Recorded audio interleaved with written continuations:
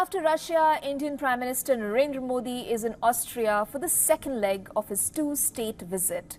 The two nations are set to explore ways to further deepen their bilateral relationship as they seek closer cooperation on many geopolitical challenges. This is the first visit to the nation by an Indian Prime Minister in 40 years. PM Modi was welcomed by the Austrian Foreign Minister Alexander Schallenberg. The Indian Prime Minister was awarded with a ceremonial guard of honor.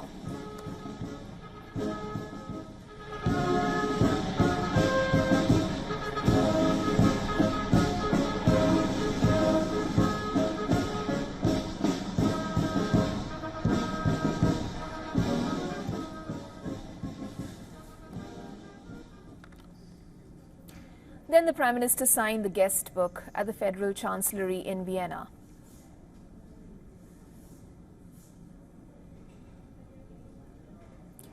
Shortly after landing, he met the Austrian Chancellor, Karl Nehammer, and attended a dinner hosted by the Chancellor. The two leaders will hold talks later today and address business leaders from India and Austria. The Indian Prime Minister will also call on Austrian President Alexander Van der Bellen. Before concluding his visit, he will interact with the Indian diaspora in Vienna. Before heading to the Central European nation, Modi's first stop was in Russia for the 22nd India-Russia summit.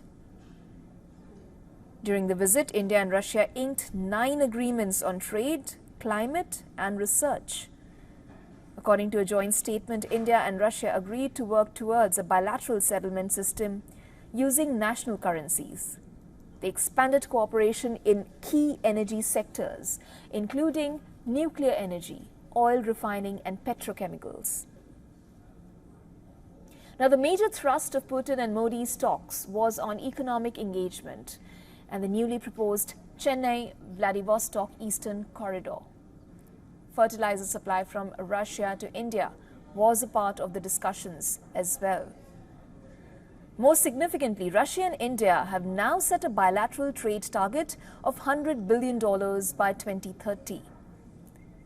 As Prime Minister Narendra Modi concluded his historic visit to Russia, the United States said it will continue to view India as a strategic partner and have robust dialogue with the country.